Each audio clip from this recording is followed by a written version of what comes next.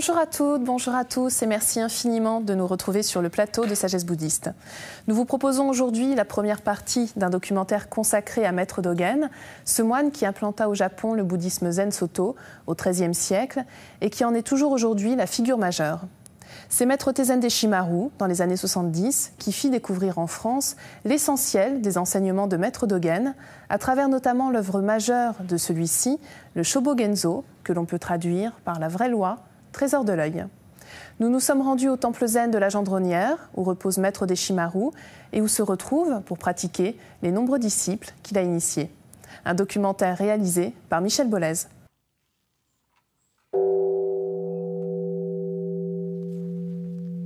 Comme tous les matins, la communauté vient rendre hommage à son fondateur, Maître Deshimaru, celui qui a transmis le Zen Soto en Europe.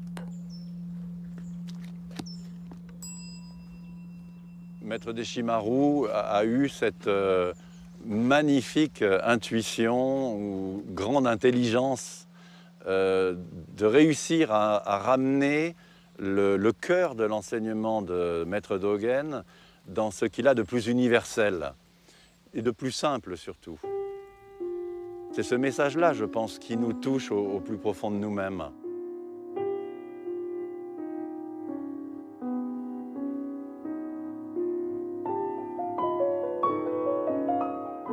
Dogen est né dans une famille de la haute aristocratie, liée à l'empereur, en l'an 1200. Il a perdu ses parents très tôt. Son père à l'âge de 2 ans, sa mère à l'âge de 7 ans. Et aux funérailles de sa mère, quand il a vu de l'encens brûler, la fumée de l'encens, il a pris conscience de l'impermanence de la vie, de toute chose.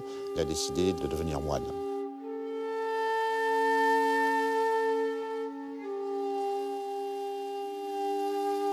Il est recueilli par un oncle qui était lui-même moine. Et après, il va faire sa formation au Mont Yei, dans l'école Tendai, où étaient de grands monastères, où se formait toute l'élite religieuse du pays à l'époque. La question fondamentale de Dogen est que dans l'enseignement du Tendai, il est dit que tout le monde possède la nature de Bouddha. Si tout le monde possède cette nature de Bouddha, pourquoi est-il nécessaire de pratiquer, d'étudier, de faire de la méditation, puisque de toute façon, tout le monde possède cette nature? Insatisfait des réponses qu'il obtient auprès des différents maîtres qu'il a rencontrés, il décide de partir en Chine, où est la source du bouddhisme japonais.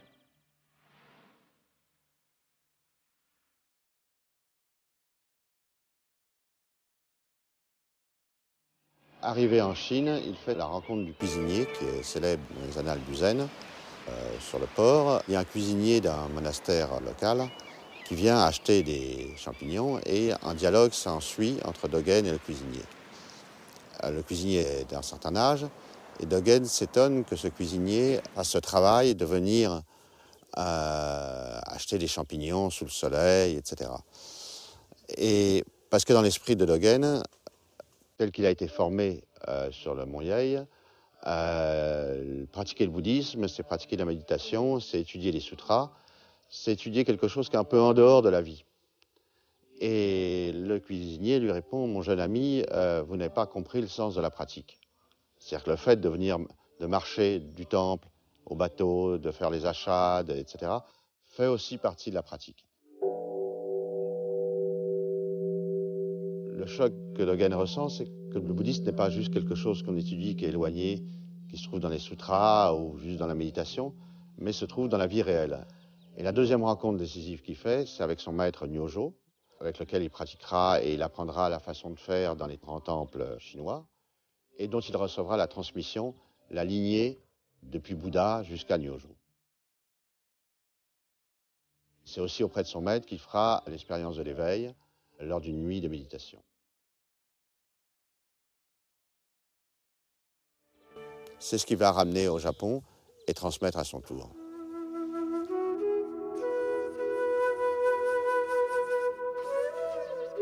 De retour de Chine, il s'installe d'abord à Kyoto, à l'intérieur de la ville, puis rapidement dans un temple situé dans la périphérie de Kyoto, le temple de Koshoji, où il va enseigner pendant plusieurs années.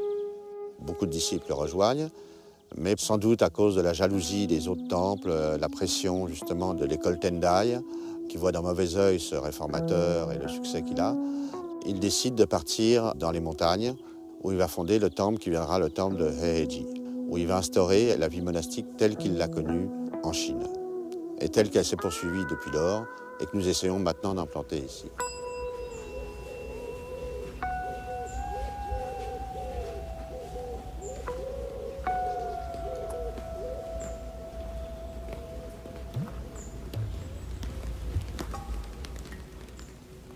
Les premiers écrits de Dogen datent dès sa rentrée au Japon. Il va écrire le Fuken Zazengi, qui est un manuel de pratique du zazen, une autre œuvre qui s'appelle le Bendowa, qui est un peu une introduction à la pratique de la voix. Et quand il est installé au temple de Koshoji, commence l'écriture de ce qui viendra le Shobogenzo.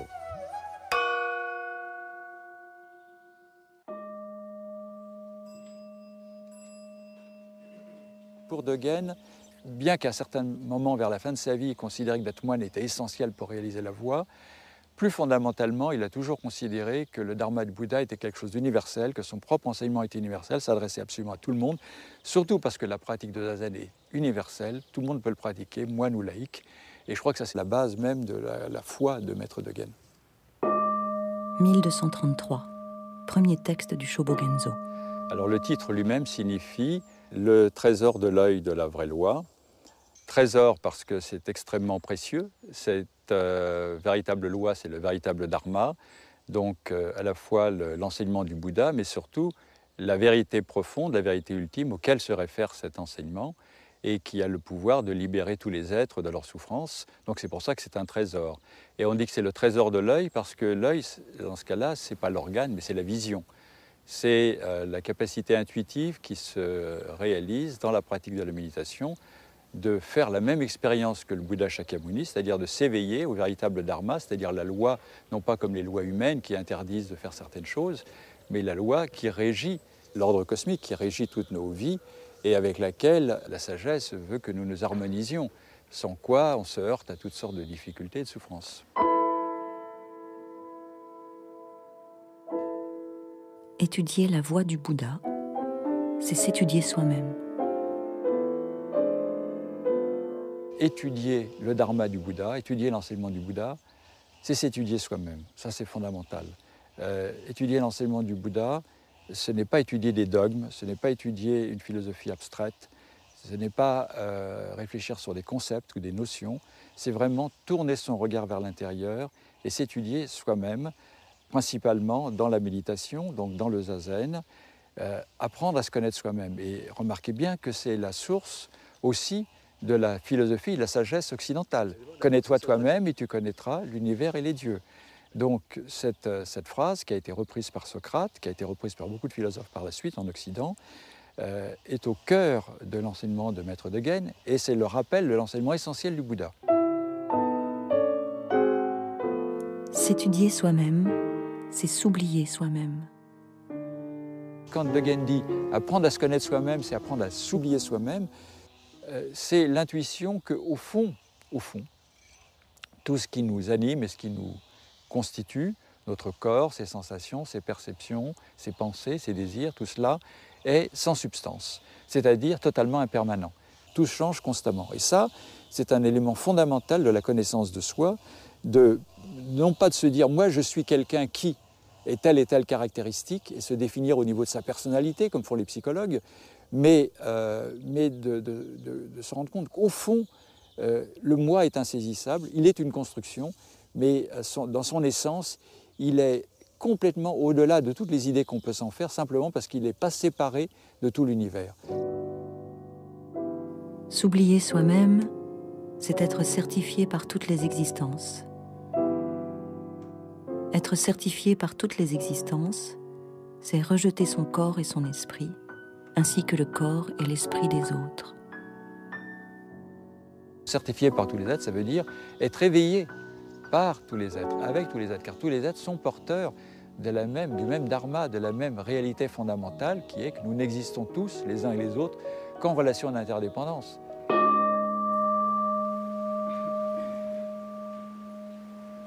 Pour Maître Dogen, tous les êtres sont la nature de Bouddha Cela va des fourmis aux étoiles, en passant par les animaux, les êtres humains, les arbres, etc.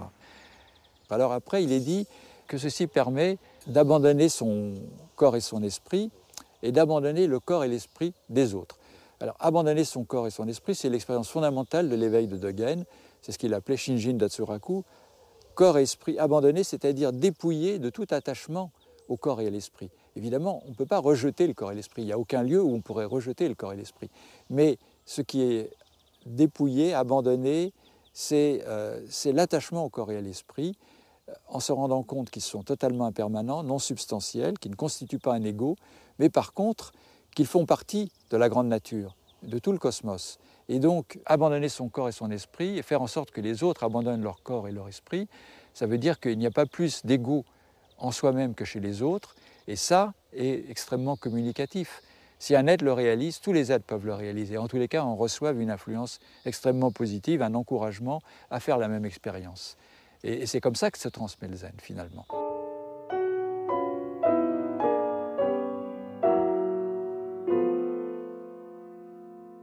Toutes les traces du satori disparaissent, et ce satori sans trace continue sans fin.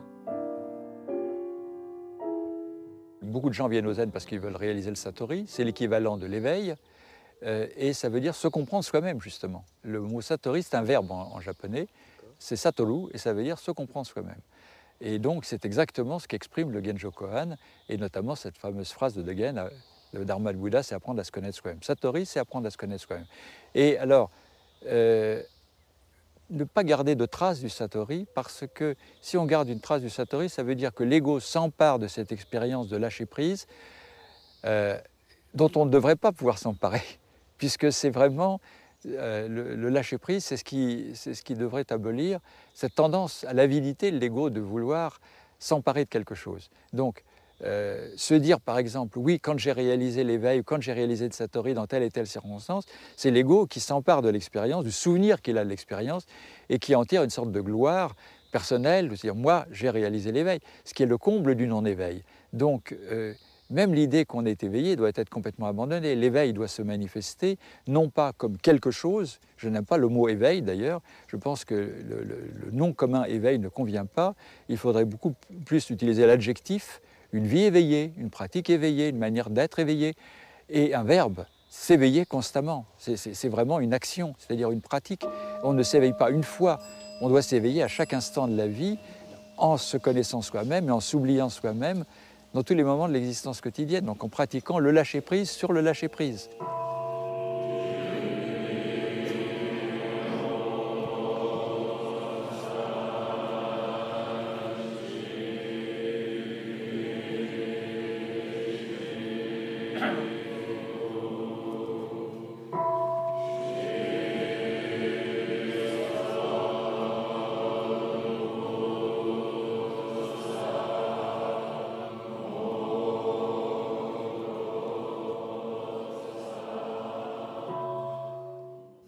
Pour terminer, je vous rappelle l'œuvre majeure évoquée dans ce documentaire et qui a nécessité un travail très important de traduction par Yoko Orimo, les 2 premiers tomes du Shobogenzo, La vraie loi, Trésor de l'œil, de Maître Dogen, publié aux éditions Sully. Vous pourrez y découvrir la traduction intégrale de ce recueil qui contient un certain nombre de textes parmi les plus importants de la tradition Zen Soto. C'est la fin de notre émission. Vous pouvez la revoir pendant toute une semaine sur le site internet de France 2, rubrique Tous les programmes et Chemin de la foi. Merci à tous de votre fidélité. Nous nous retrouvons la semaine prochaine pour la seconde partie de ce documentaire. Bonjour à toutes, bonjour à tous et merci de votre fidélité. C'est avec une grande joie que nous vous retrouvons ce dimanche matin pour la suite du documentaire consacré à Maître Dogen, ce moine du XIIIe siècle, fondateur du bouddhisme Zen Soto au Japon. Nous avons découvert la semaine dernière sa biographie et le début de l'analyse de sa pensée à travers l'œuvre majeure qu'il nous a laissée, le Shobogenzo, que l'on peut traduire par La vraie loi, Trésor de l'œil. Nous poursuivons aujourd'hui notre cheminement dans ses enseignements, notamment sur l'éveil et la pratique de Zazen, à travers ce que nous en disent les pratiquants réunis au temple zen de la Gendronnière. Dogen, un maître pour aujourd'hui, un documentaire de Michel Bollez.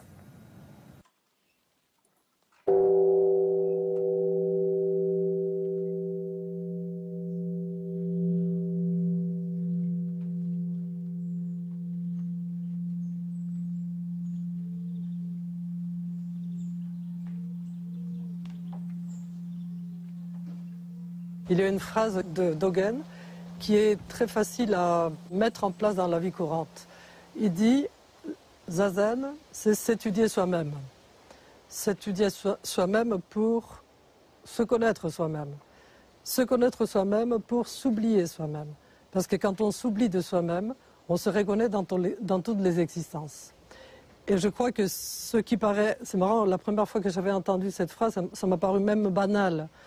Mais après, à chaque fois que je l'entends, à chaque fois que je la lis, il y a comme une nouvelle interprétation que je peux faire et qui est vraiment d'une grande nécessité, je dirais, non pas simplement utilité pour la vie moderne.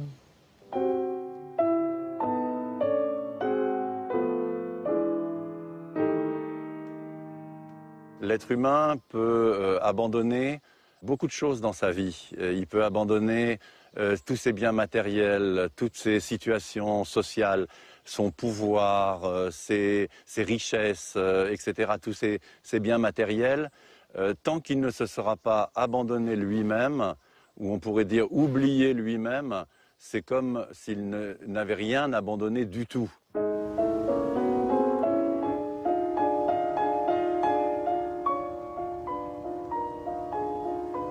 C'est une illusion de pratiquer et de certifier toutes les existences avec sa conscience personnelle.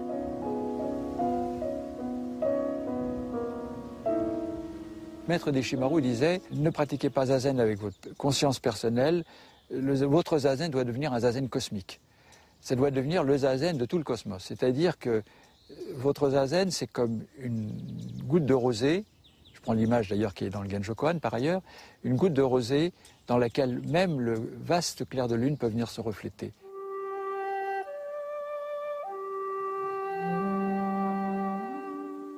Dans le zazen de quelqu'un, dans la méditation de quelqu'un en zazen, c'est tout le cosmos qui est associé à cette méditation, sans séparation. Donc ce n'est pas quelque chose de personnel, ce n'est pas quelque chose de limité. Et c'est ça que signifie cette phrase.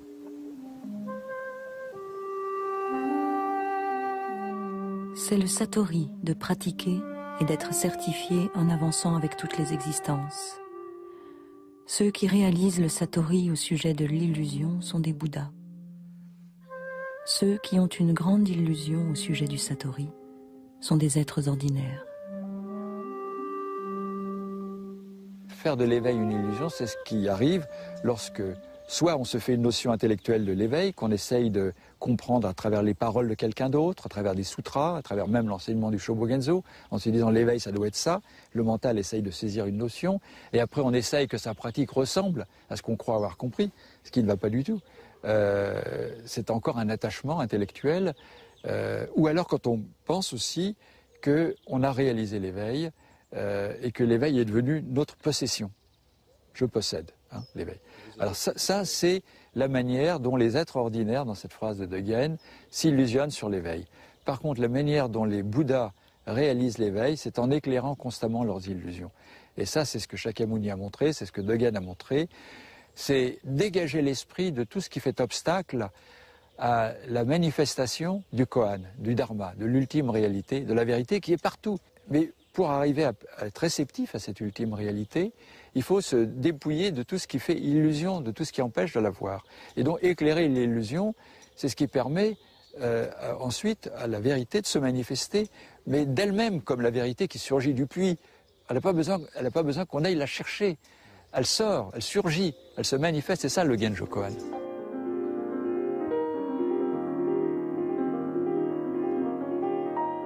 De plus, il y a des êtres qui obtiennent le satori au-delà du satori, et d'autres qui créent de l'illusion à l'intérieur de leurs illusions. Il n'y a pas d'éveil en dehors de l'illusion. S'il n'y avait pas d'illusion, il n'y aurait pas besoin d'éveil, et réciproquement. Donc, c'est effectivement, les deux notions sont totalement interdépendantes. Et donc, ne vouloir garder que l'éveil et rejeter complètement l'illusion, c'est se méprendre. C'est risquer de faire de l'éveil, de nouveau, une illusion. C'est pour ça qu'il faut constamment renouveler notre pratique d'éveil au sujet de l'illusion. Et ça, c'est ce qui est extrêmement précieux dans les conseils de Dogen, et notamment dans le Genjo Koan. C'est une invitation à continuer cette démarche d'éclairer l'illusion jour après jour, instant après instant, tout au long de notre vie. Et c'est ça, la démarche de l'éveil. s'éveiller de l'illusion constamment, en ne croyant jamais qu'on en a définitivement fini avec l'illusion. Ça serait extrêmement dangereux de croire ça. Et c'est ça la pratique sans fin.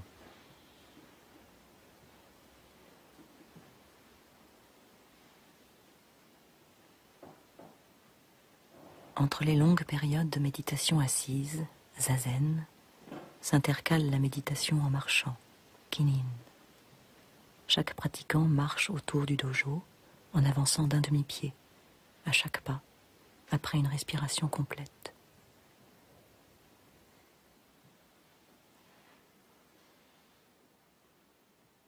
Dogen a cette phrase merveilleuse, il dit « Une sangha, c'est un lieu où on peut rencontrer des gens ordinairement difficiles à rencontrer, de milieux sociaux, de pays, mais parfois on est à des années-lumière. Mais il y a une chose qui nous unit. Alors il y a des gens qui sont plus intellectuels, plus brillants, d'autres pas, d'autres qui s'expriment mal, et pourtant on parle le même langage. »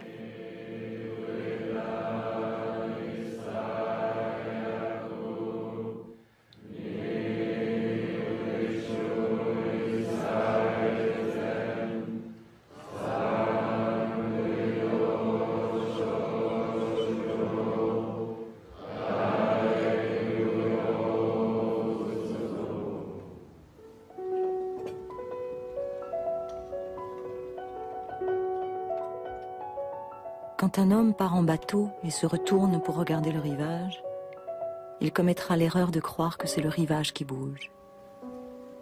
Mais si son regard est intimement posé sur son embarcation, il comprend que c'est en réalité le bateau qui avance.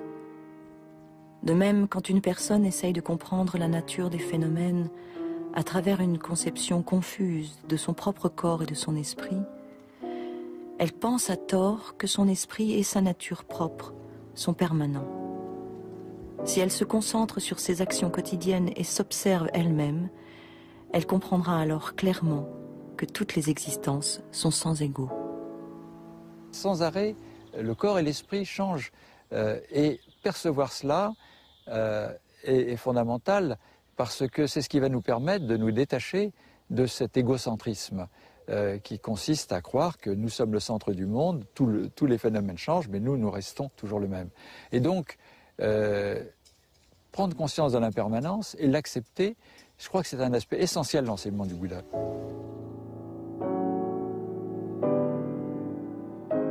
Le point de départ de l'enseignement du Bouddha, c'est comment remédier à la souffrance et au fait que maladie, vieillesse et mort viennent inévitablement interrompre nos possibilités de jouir de la vie telle qu'on l'aime.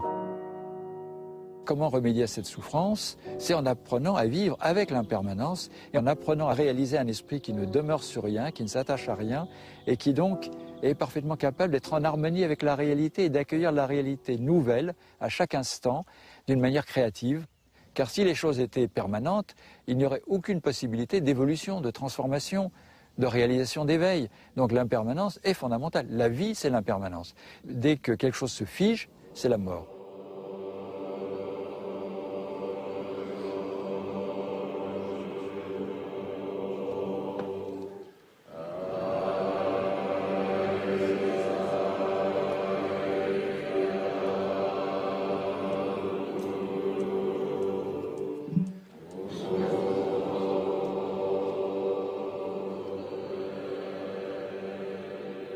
En regardant le moine mettre le kessa sur sa tête, Dogen fondit en larmes. Le kessa, c'est le vêtement du Bouddha.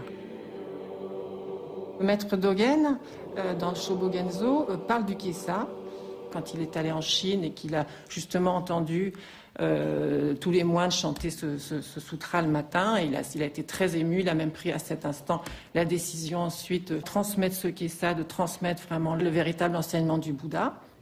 Et dans notre vie quotidienne d'ici, il y a tout ça, il y a exactement la même chose. Et ça, c'est la pratique.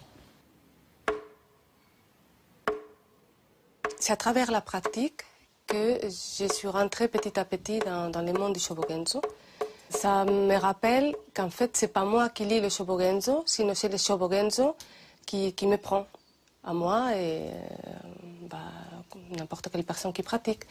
Lui, il existe avant, et puis nous, petit à petit, on rentre dans cet univers qui n'est pas notre monde personnel, c'est quelque chose de plus grand.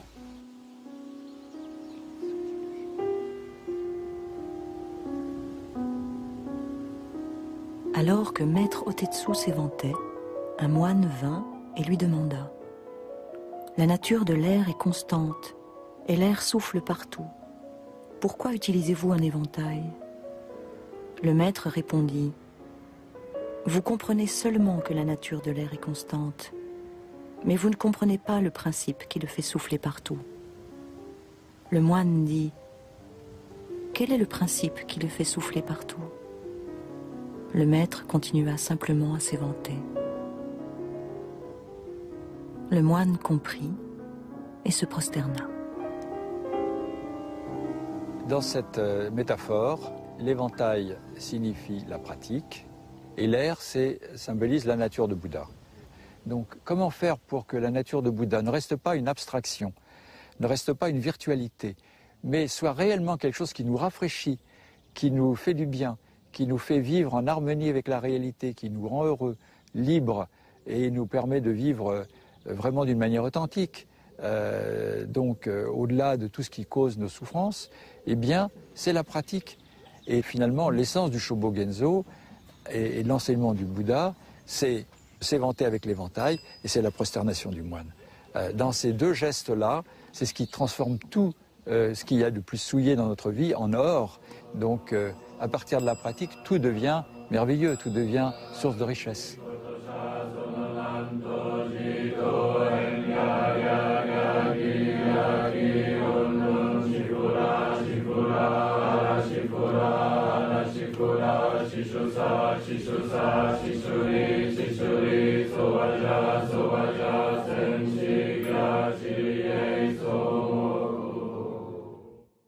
Si vous souhaitez aller plus loin, voici quelques ouvrages que nous vous conseillons. Tout d'abord, le tome 3 du Shobogenzo, La vraie loi, trésor de l'œil de Maître Dogen, traduit et annoté par Yoko Orimo, publié aux éditions Sully. Vous y retrouverez la traduction intégrale de ce recueil qui contient un certain nombre de textes parmi les plus importants de la tradition Zen-Soto. Vous découvrirez dans ce tome différentes parties consacrées entre autres à la nature de l'éveillé, aux naissances et aux morts ou encore à la vie quotidienne. De Roland Reich, aux origines du Zen-Soto, aux éditions Yunoku Zen. Vous pourrez y découvrir l'histoire du Zen, mais aussi comment en faire ressortir l'essence dans notre vie de tous les jours, à travers l'histoire de Maître Tozan et de ses successeurs, grâce à qui le courant amorcé par Maître Sekito prend la forme de ce qui va devenir le Zen-Soto. C'est la fin de notre émission. Vous pouvez voir et revoir justement cette émission pendant toute une semaine sur le site internet de France 2, rubrique tous les programmes et chemin de la foi. Merci à tous de votre fidélité. Je vous souhaite une très belle journée, une très belle semaine. À dimanche prochain.